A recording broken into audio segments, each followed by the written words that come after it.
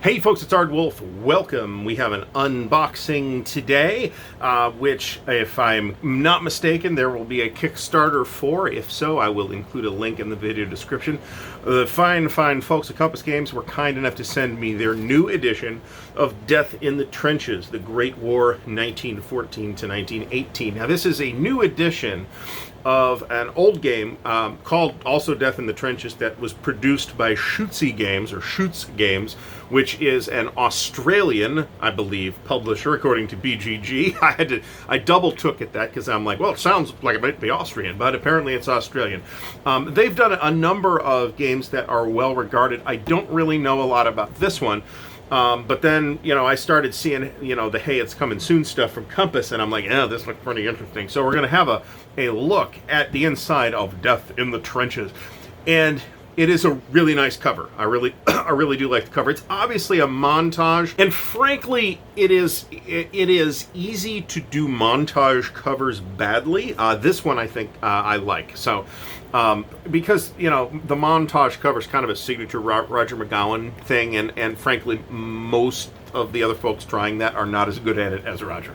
So let's open this up and see what we get. Now I gotta assume this is a mounted map because this is super heavy. This is the standard Compass Games 2-ish inch box. 1 to 2 players, unit scale mostly armies and corps. Pretty sure it's one map. Map scale is 80 miles to the hex, 3 months per turn.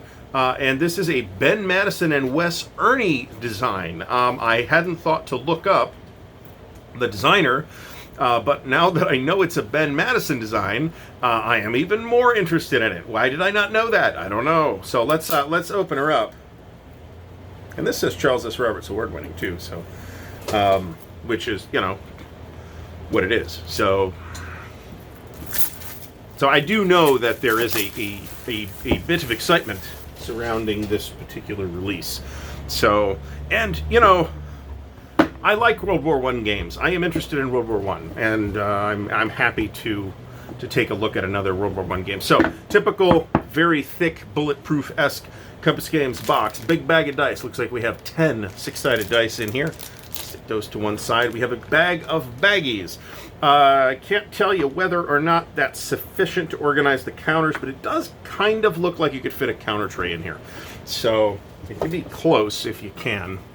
But it looks like you can. All right, so we have a rule book and an events book. Events book, wow. Okay, does that mean this is a similar game to Absolute Victory for World War I? Because if it is, I'm now super excited about it, because I've never played Absolute Victory, and I don't own Absolute Victory, and it looks really neat. It's like this event-driven World War II game with maps that, shall we say, maybe aren't holding up so well.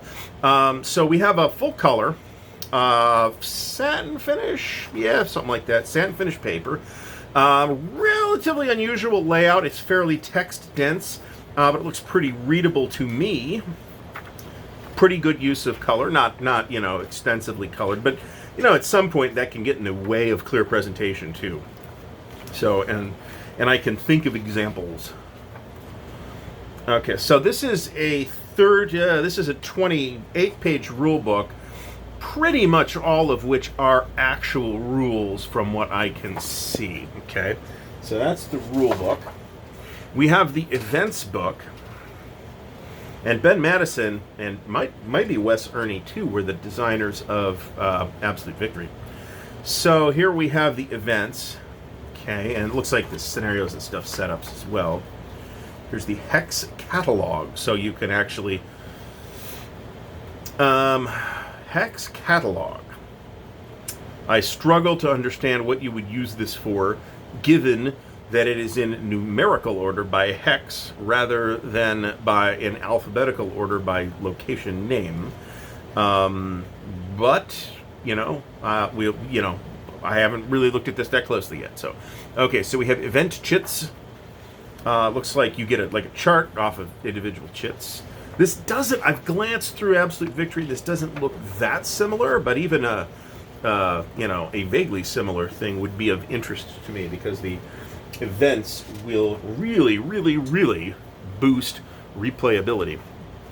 All right, so we have a whole bunch of player rates here. So we have Entente Powers special events. This does appear to be a card, which probably means that things go on this. Okay. And we've got a bunch of individual things. Offense à la outrance. Pan-Turanian Army. Flamethrowers. Interesting. I don't know how you pronounce that. Voix sacré. Maybe not. Please, French-speaking viewers, please correct me in the comments below. So that's neat. And we probably have a Central Powers event as well, and we do. So Achtung Panzer, cool. Alpenkorps, Flammenwerfer. So there's some degree of parallels between the two special events, but they're not identical. There's an attacker battle chart, which not sure what that represents. And here is a battle board. Okay, so unit position display. So it sounds like when you're fighting the battle out, you actually fight it out on this battle board. That's interesting. All right, and here we have a Central Powers Omnibus Markers track, which is an interesting piece of terminology, with some holding boxes at the bottom as well. Usually this kind of thing is called a general record track, and they're usually a lot tighter than this. This looks like it's got a bit of room to spread markers out on the various values. And if you're going to have a general records track, then I think that's a good idea to give you sufficient room on that. But this will mean that I think this game is going to have roughly a 2-map footprint as opposed to a one. Ooh, look at this. As opposed to a 1-map footprint. Okay, let's look at the counters first here.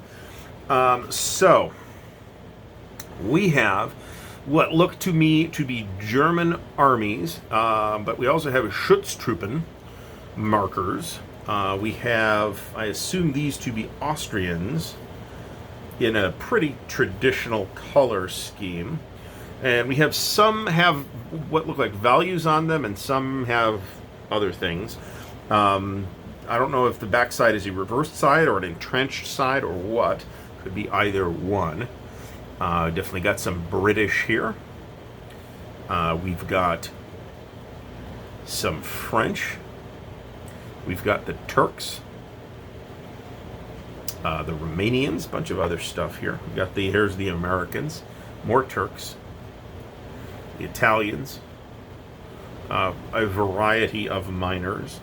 Looks like a lot of track type markers. Now, these are all there's 4 counter sheets here. They're all on that pretty new, thick Compass brown course counter stock that feels really nice. I feel like this stuff might be just a little too big to fit in my corner clipper, but fortunately for me, Compass has taken care of that for me by pre-rounding the corners, which is always appreciated. I mean, I am my corner rounding credentials are impeccable at this point, but despite that, I'm always happy to not have to do it, so it's all good. And then this guy's got what look like, this smells to me like some kind of economic system. So that's very interesting. And we've got 3 different, what look like leaders for the Russians. Nicholas, Kerensky, and Lenin, which sounds interesting. All right, so 4 counter sheets. If I'm not mistaken, these will punch very easily, but they're not falling out of the sheets. And the box these arrived in does look like it was kicked a couple of times by the post office, and there's no problems with the games inside. So we got a big mounted map, but we also have this colonial campaign maps with German Cameroon, German Southwest Africa, German East Africa, and a whole variety of other German colonies, mostly what looks like mostly in the Pacific. And this is on... It's not the same material as the board, but it's quite thick, and it's a mounted affair. Okay, I have got the entire map laid out now, and a lot of World War I games specifically, and I guess not World War I specifically, but I often see World War I games with a point-to-point or area movement map. That is a thing that you see with a lot of conflicts, except World War II. There's very few World War II games that have a point-to-point or area movement map. There's a few, but not very many. This is more reminiscent scale-wise of the old World War I, or first, what was it called? World War I, I think, from SPI, early 70s game. Kind of a classic Jim Dunnigan design. This does look inspired in part by that, and not just because of the scale. The economic system, from the very little I've looked at it, kind of looks like that, a little bit like that too. So I don't know that that's true. Again, feel free to correct me in the comments below. The map is not quite laying perfectly flat on its own, but it's not on a perfectly flat surface either. It is pooching very little, and I think it would be take not very much effort to get it to flatten out. We do have hammers and sickles scattered throughout what will start the game as the Russian Empire, so we presumably have some kind of mechanism for the Russian Revolution and ensuing civil war there as well. And you can see that the map really focuses on sort of Central Europe, right? We got the Western Front over here, you've got your Eastern Front over here, and your Balkans. But we also have, and I'm not sure how much of this you can get in we're getting in the frame, like the whole Middle East too, right? We've got Saudi Arabia in here, or what is now Saudi Arabia. We've got Egypt, we've got, Turkey and what was then the Ottoman Empire. So Asia Minor, I should say. In addition, we have some tracks and holding boxes at the bottom, and it looks like there are 19 turns in Death in the Trenches here. Okay, so that has been a quick look and a lot of semi-informed, dubious speculation on my part about how Death in the Trenches might work mechanically. Do check it out from Compass. Thanks to Compass for sending me this. I will put a link to the Kickstarter in the video description. It looks very interesting. It looked interesting before I opened the box, and now that I have opened the box and pawed through it a little bit, it looks even more interesting. So this is something I have the intention of trying to get to the table. So we'll see if that happens in my copious free time. In the meantime, do check it out. Again, I'll put the link to Kickstarter in the video description. Thanks for watching. If you found the video helpful or informative, please do give it a thumbs up. Subscribe to the channel for more content like this and other types of content. Speaking of all the different types of things that we do here at Ardwulf's Lair, thanks especially to the patrons of Ardwulf's Lair, without whose assistance it would be far, far, far, far, far more difficult to do any of it. So thank you, patron. Once again, thanks for watching, and happy wargaming.